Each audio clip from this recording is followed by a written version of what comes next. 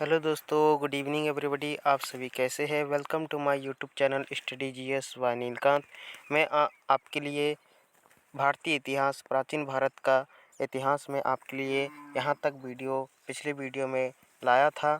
उसके आगे आज हम इस वीडियो में आगे नेक्स्ट यहाँ से स्टार्ट करेंगे। तो आपका पिछला वीडियो अगर आपने नहीं देखा होगा तो पिछले वीडियो में इस तरीके के क्वेश्चन थे। बहुत ही अच्छे क्वेश्चन हैं जो कि हमने लूसेंट के जीके के बुक से उठाया है।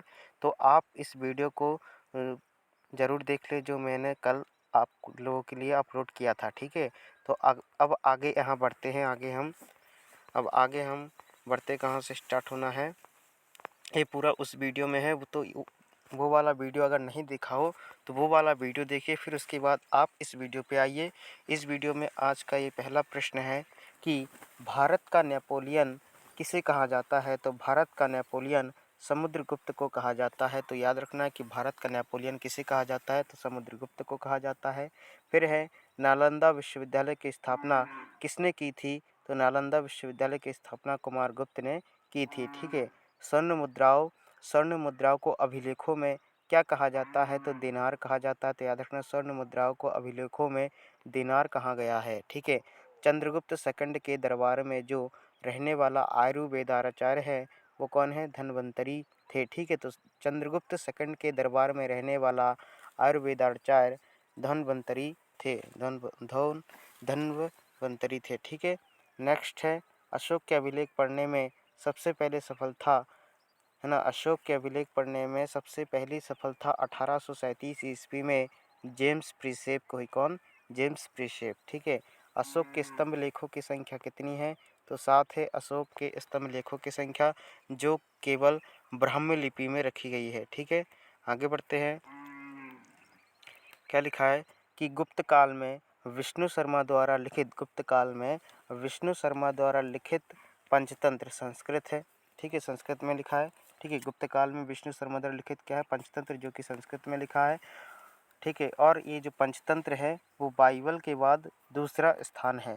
संसार का सर्वाधिक प्रचलित ग्रंथ क्या है? पंचतंत्र है, और ये बाइबल के बाद दूसरा स्थान इसका है। ठीक है।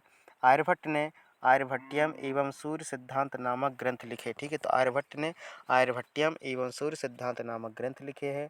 आर्यभट्ट ने सर्वप्रथम बताया कि जो पृथ्वी है वो सूर्य के चारों ओर घूमती है। आर्यभट्ट ने सर्वप्रथम बताया कि पृथ्वी सूर्य के चारों ओर घूमती है।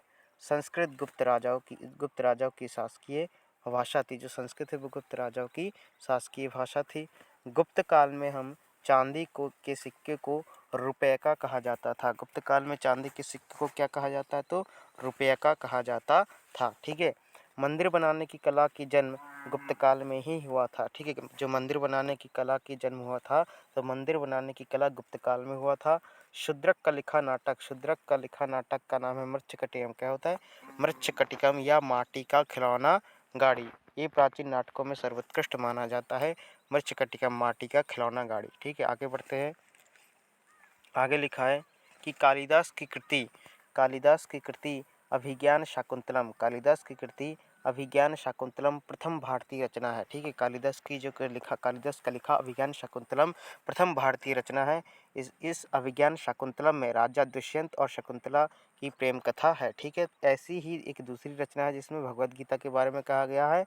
ठीक है, जो वेद व्यास ने लिखा है। ठीक है, तो याद रखना, गुप्त काल को भारतीय इतिहास का स्वर्ण युग भी कहा जाता है। तो याद रखना, गुप्त काल को भारतीय इतिहास का स्वर्ण युग भी कहा जाता है। आयुर्वेद का विख्यात विद्वान चरक ने चरक संहिता की रचना की। आयुर्वेद का विख्यात विद्वान चरक ने चरक संहिता की रचना की। भारत का आइंस्टीन, ये बहुत क्वेश्चन पूछा जाता है कि भारत का आइंस्टीन हम किसे कहते हैं? तो भारत का आइंस्टीन नागार्जुन को कहा जाता है। ठीक है, पुस्तक इसका जो नागार्जुन का जो पुस्तक है माध्यमिक सूत्र है, सापेक्षता का सिद्धांत प्रस्तुत किया था इन्होंने। ठीक है, तो याद रखना, भारत का आइंस्टीन नागार्जुन को कहा जाता है। अब आगे बढ़ते हैं कि पल्लव वंश का संस्थापक कौन है? तो पल्लव वंश का जो संस्थापक है वो सिंह विष्णु था। कौन था? सिंह विष्णु। पल्लव वंश का अंतिम शासक कौन है? तो अपराजित वर्मन हुआ। ठीक है। महाबलीपुरम के एकाश्म मंदिर जिन्हें रथ कहा गया है का निर्माण पल्लव राजा नरसिंहवर्मन प्रथम के द्वारा करवाया गया था। ठीक है, तो एकाश मंदिर महाबलीपुरम के एकाश मंदिर का रथ कहा गया जो बनाया गया है वो किसके द्वारा? पल्लव राजा नरसिंहवर्मन प्रथम के द्वारा करवाया गया था। इसमें रथ मंदिरों की संख्या 7 है। कितने हैं? 7।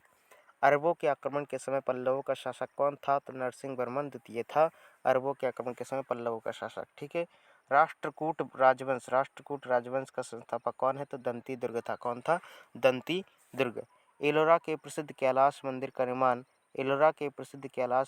निर्माण कृष्ण प्रथम ने करवाया था। किसने? कृष्ण प्रथम ने करवाया था। ठीक है, एलोरा का प्रसिद्ध कैलाश मंदिर का निर्माण कृष्ण प्रथम ने करवाया था। ध्रुव यानी धारावर्ष, ध्रुव को धारावर्ष भी कहा जाता है। जो ध्रुव है वो राष्ट्रकूट वंश का पहला शासक था। ठीक है, एलोरा एवं एलिफेंटा यानी महाराष्ट्र, एलोरा एवं एलिफेंटा महाराष्ट्र गुहा मंदिरों का निर्माण राष्ट्रकूटों के समय ही हुआ था। ठीक है, बौद्ध गुफाओं में सबसे प्रसिद्ध विश्वकर्मा गुफा 10 है। कितने हैं? 10 है। बौद्ध गुफा में सबसे प्रसिद्ध विश्वकर्मा गुफा कितने हैं? तो 10 है। चालुक्य वंश, क्या लिखा है? चालुक्य वंश का सबसे प्रतापी शासक विक्रमादित्य फोर्थ था। ठीक है, ऐहोल को मंदिरों का शहर कहा जाता है। ऐहोल को क्या जाता है? मंदिरों का शहर कहा जाता है। ठीक है, जो चंद्रवरदाई है वो पृथ्वीराज तृतीय का राजकवि था जिसकी रचना पृथ्वीराज रासो है। तो ये बहुत बार क्वेश्चन पूछा जाता है कि चंद्रवरदाई की रचनाकार कौन है? तो पृथ्वीराज रासो या पृथ्वीराज रासो द्वारा रचना की गई क्या? चंद्रवरदाई। ठीक है, आगे बढ़ते हैं। अढ़ाई दिन, क्या?